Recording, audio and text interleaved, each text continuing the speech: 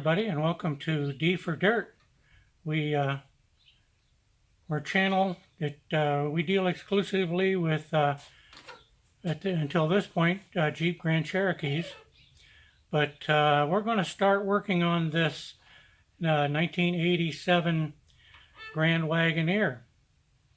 And we'll give you a walk around on it, and then we'll plan out exactly what all we need to do here. But this Jeep came out of the desert, the Mojave Desert. It's always been in the desert, so there's not a spot of rust in it. But as you know, the desert paint does take its toll, or desert paint. The desert sun takes its toll on the paint.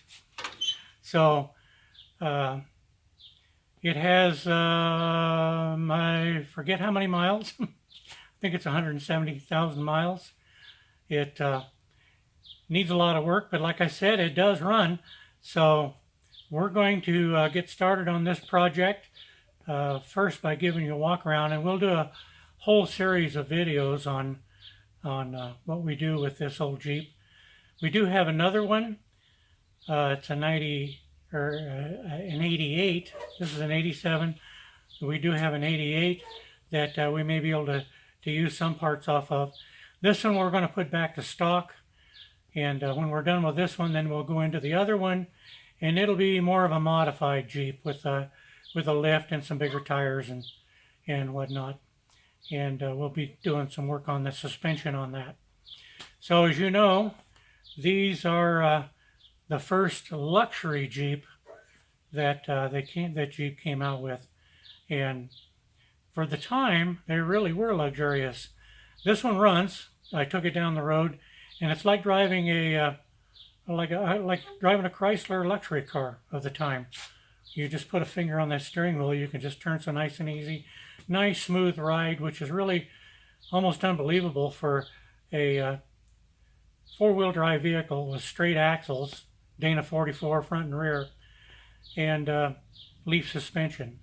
So it was really kind of a marvel for its time, and now they're sought after. People still like to have them, mainly because of their simplicity.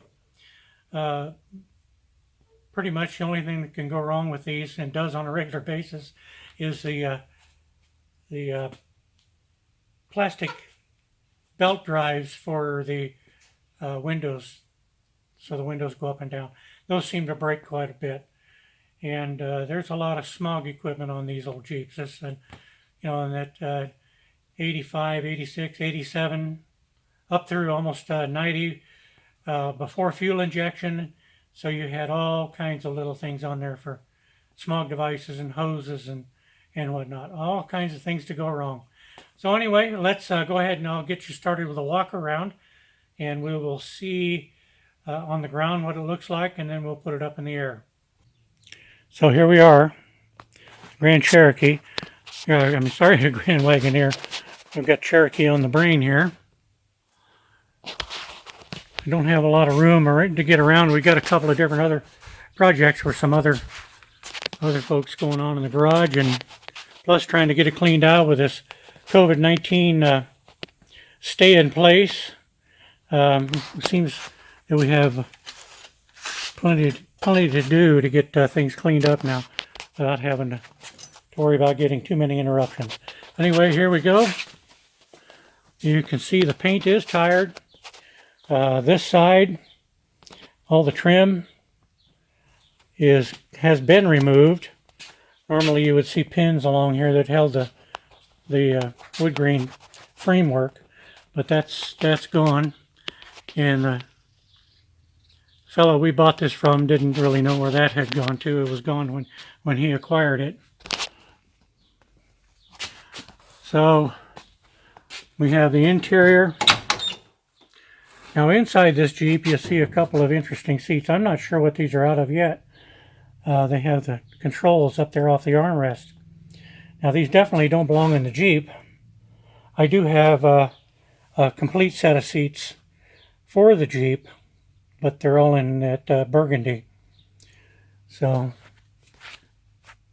at this point, burgundy isn't quite the right color, so we'll have to deal with that. But there's your dash. It's covered up. It doesn't have any cracks in it at this point. It does have, it is getting pretty brittle, but so far so good. Of course, we need a headliner. And we'll get into the back seat. And I pull this apart. You notice I've got wedges to hold the windows up. I've actually had this almost 2 years, and it's just been parked. We've been waiting to get to it.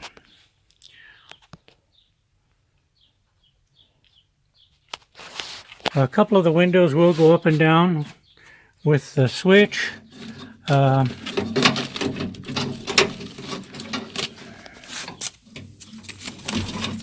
Get this back in here maybe.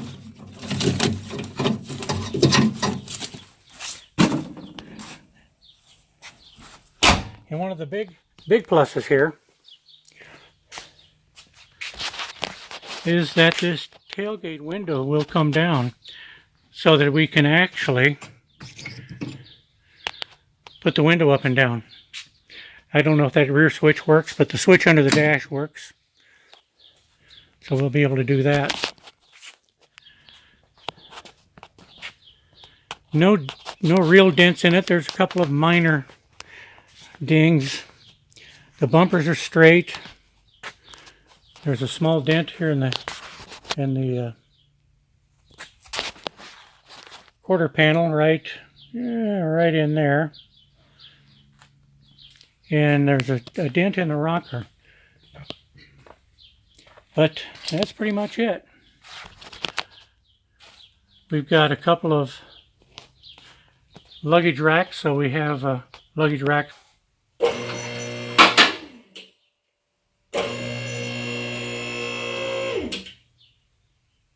So that'll all come off and be replaced. All right.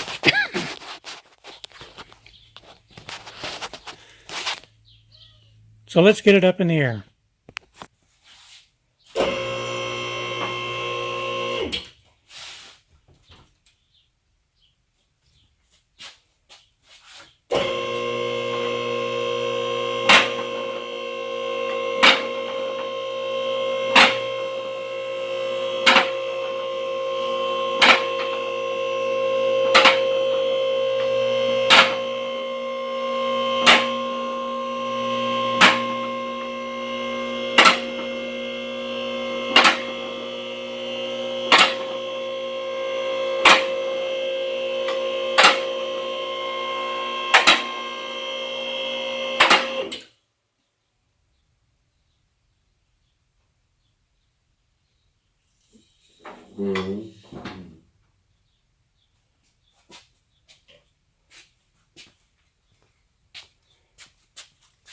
All right, we have it up in the air. Let's take a look underneath.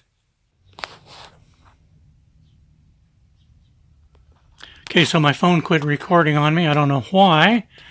It wasn't out of room or anything, but this phone seems to do that a lot.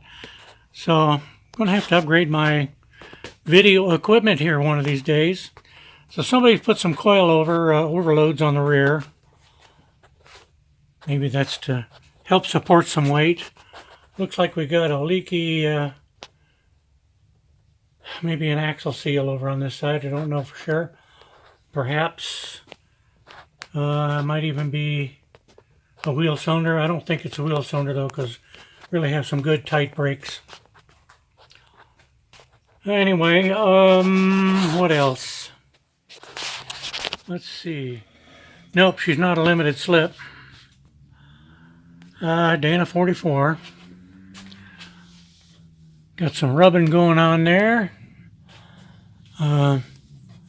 These vent hoses are broken. Shot, no good. So I'm going to have to replace them.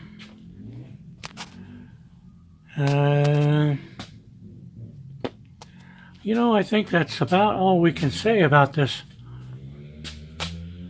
wonderful Jeep for the moment. So I'm going to figure out exactly what we want to do. I know there's a lot that needs to be done. So I'm going to we'll make a list, and we'll set some priorities, and we'll get this this old luxury Jeep on the road here one of these days, not too far in the distant future, not too far in the future. So I really appreciate you watching. I know sometimes I'm probably boring, and if you stuck through it to this far, then I don't know what to say other than thank you for watching, and we will see you on the next video.